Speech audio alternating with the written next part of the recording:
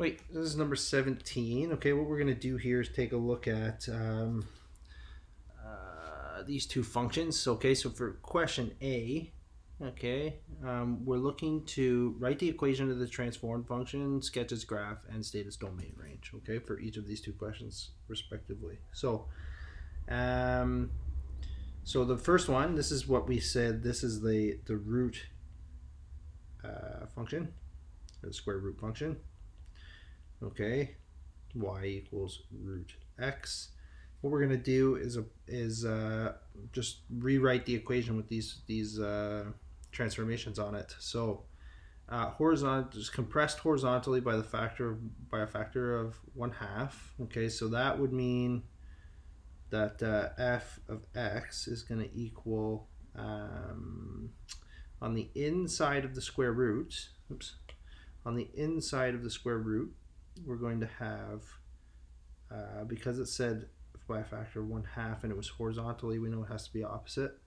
It's also going to be reflected in the y-axis, which means that's a horizontal. Remember, the y-axis goes left and right. That's a horizontal reflection.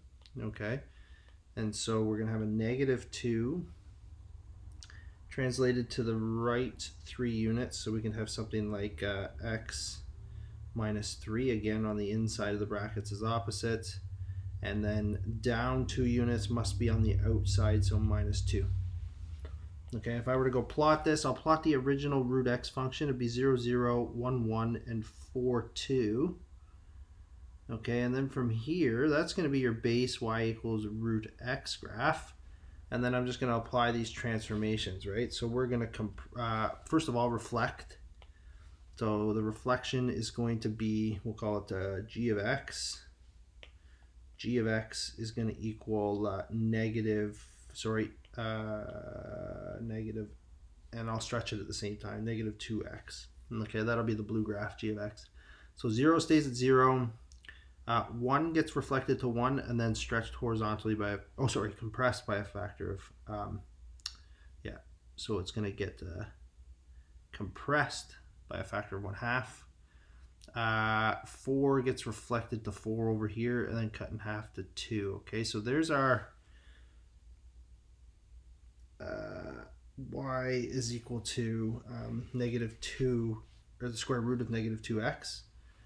Okay, and what we're going to do to that blue graph now, we'll call this h of x. We're going to have, I should just call this h of x after the fact.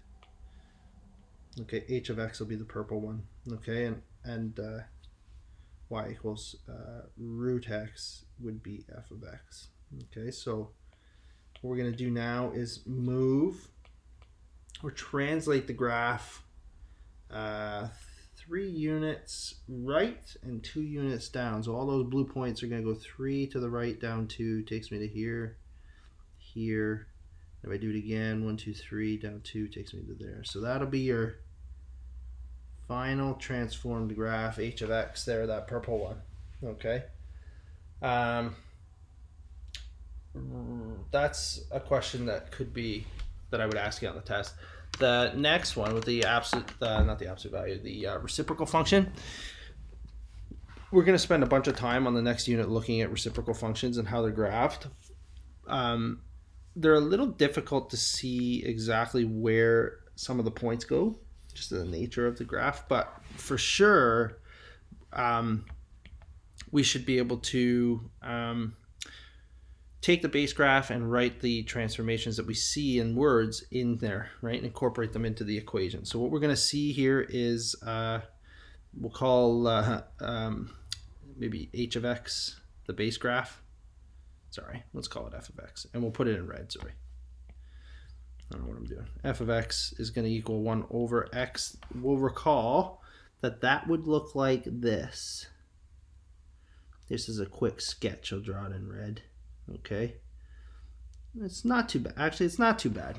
It's not too bad. It's the question the other day, I think from number 12 from the review, that was a little bit hard. Like when you're not provided the transformations, that's a little difficult, harder than it needs to be. Like number 12 for the reciprocal function might not be a question that I could ask you, but this would be kind of fair game, I think. Right? So there's your base graph, if you will. That's the reciprocal function. You remember I can't have an x value of 0, which is where that we call them asymptotes come from.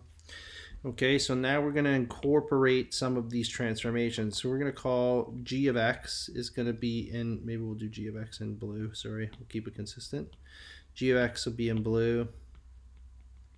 And it's going to be stretched vertically by a factor of 3. Okay, the reciprocal function, that's your a value there on the numerator. So we're going to have 3, and it's reflected in the x-axis, which means in the x-axis means up and down.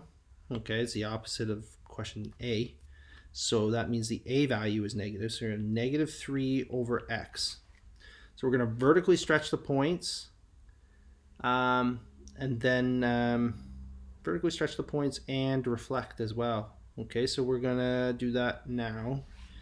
Okay, what we're going to do is reflect first. Maybe this one's worth reflecting first without the, well, we can reflect and stretch, I think, at the same time. So this point here is going to reflect over the x-axis and go to here, and then it's going to be vertically stretched by 3. So it's actually going to go there.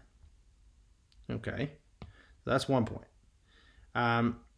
The next one that we could do probably readily easily, or fairly easily, would be the next point here, right? So that's going to get reflected over to go to positive 2, and then we're going to stretch positive 2 up to 6 for 6. Okay, and subsequently we're going to flip this last point over. It's going to go to a half. 3 times 1/2 would be 3.5. Sorry, 1.5. 1.5, I don't know what I'm thinking. 1.5, which is right here. Okay, so your graph here is going to look something like this. Okay, and again, a little difficult to keep track of, like number 12, tough question, number 12, when you're just provided the graph and asked to figure out what the transformations might have been to produce that. That's difficult to see that vertical stretch factor, particularly with this graph. But we're just going to do the same thing on the other side, right? This other piece. So these 3 points are going to follow the same thing. They're just going to come down to the bottom piece. They're the bottom half below the x-axis, right? So positive 1 is going to go to negative 3. Positive 2 is going to go to negative 6. 4, 5, 6. And then the positive 0.5 is going to go to a negative 1.5 after being stretched. Okay, so we've got this blue graph now. Sorry, that piece wasn't too good. These are hard to draw too nicely. Okay, so there's g of x is equal to negative 3 over x. Okay, the last bit is we're going to move it 4 units left and 1 unit up. So we got to incorporate that into our equation. So we'll go h of x is going to be negative 3 over, now with these, the inside of this particular function is the denominator with the rational. Anything in the denominator is considered to be the inside of the function. And so what we're going to do, because we're translating 4 units left, we're going to write x plus 4. And then again, just anything on the outside 1 unit up, we're just going to tack a plus 1 on the end. Okay, so we're going to take that blue graph, and what you'll notice here, I'll just mention this again. I know I've mentioned it before, but with the translations, don't worry too much about the points, because they could get all over the place. I think with the transformations of the rational graph, we're really just trying to keep track of these asymptotes. Okay, so what we're going to do is take the asymptotes, shift them 4 to the left and up 1, and then we'll just redraw our blue graph in relation to where we've moved those asymptotes, right? So those asymptotes are going to get moved. Right now they're at 0, 0. And what we're going to do is move them 4. So the vertical asymptote, this one on the y-axis, it's going to get moved 4 units left, right? So that's what I'm going to do. 1, 2, 3, 4. Here's 1 asymptote. Okay, that's your vertical asymptote. And then the graph is going to get moved up. Well, we're going to take the x-axis, or the asymptote that was along the x-axis. It's going to get moved up, okay? 1. So it's going to go to here. Okay, and what we're going to see, maybe I'll try and do it in orange because I've drawn the asymptotes. Okay, if we actually map the point that was right on a grid line, like this one or that one, and we moved it 4 units to the left and then up 1, 1, 2, 3, 4, up 1. Let's see, it's in the right spot, I think, right? If we took all these points, these blue points, and moved them up 1, 1, 2, 3, 4, up 1, and again, this one here, I took 1, 2, 3, 4, and up 1. There you go. Checks out. Sorry, that's close, but not close enough. Okay, so there's your, this is what we're going to call our h of x function, okay? And subsequently, I have another piece on the other half, or on the other side here, where go 1, 2, 3, 4, up 1. Okay, 1, 2, 3, 4, up 1, and 1, 2, 3, 4, up 1. Okay, so our graph here, something like this. Okay, so that's just a rough sketch of h of x. What we did not do in this question, and I'll go back, I apologize, I'll go back now. Okay, we'll write the domain range for each of these. That rational graph's quite messy, which is just maybe going to get, not worse, but we're going to actually learn how to produce those graphs in the next unit. But for the domain of A, let's just take a look at that. Sorry, we'll go back. Okay, that's taking, I think that's the hard part of the question over. We're just going to look at the domain of, I suppose, the purple graph, in the purple and orange graph in each of these. Okay, so the domain for the purple graph in question A is x can take on any real numbers. However, the purple graph is pointing in that negative direction, so we have to say x has to be less than or equal to 1, 2, 3. Okay, and for the range of that graph, again, when I'm looking at it, it's pointing up into the positive direction, so no problem, YER, you can take on all values, but it definitely does not come down in below what we would say is 2 on the y, negative 2 on the y-axis, right? So the graph has to be, y has to be greater than or equal to negative 2.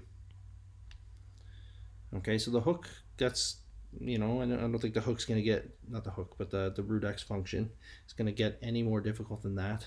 Okay, for this one, we really just have 2 restrictions with this graph, right?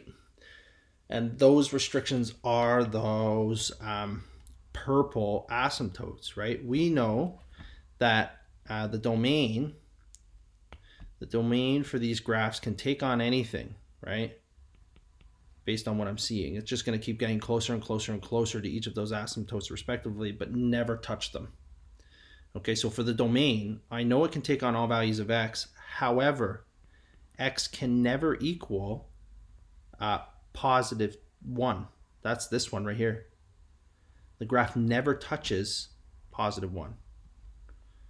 Okay, what's nice is we can make a little connection between what we're seeing in the domain range for these questions and the equation. Okay, now the y, oh, sorry guys, I made a little tiny error. I've mixed these up. X can't equal, sorry, x is never going to equal this vertical line, sorry. X is equal to negative, where are we at? 1, 2, 3, 4, negative 4. So you can see that graph's never going to touch negative 4, but it's good everywhere else. Sorry, I mixed these up. With the range is what we said earlier, okay? Y is never going to touch positive 1. That's this one right here. Okay, it's never going to have that y value of positive 1. Okay, sorry, there you go. Y can't equal positive 1. So we can see that. We should know not to make that mistake. Okay, and if I'm just bringing this to your attention, that was a silly mistake on my part, especially when I'm trying to convey to you that we can see the domain range for the reciprocal graph in the function itself. Okay, I've taken the graph and I've moved it up 1. Okay, so my original restriction of y equals 0 just moved up. And we moved the graph to the left 4, okay, which means that asymptote that was at x equals 0 moved left 4. It then can take on the value of negative 4. Okay, that's a silly mistake on my part. Don't make that mistake. Okay, you can see the restrictions for the reciprocal graph for the domain range. You can see the domain range in the translations specifically for that.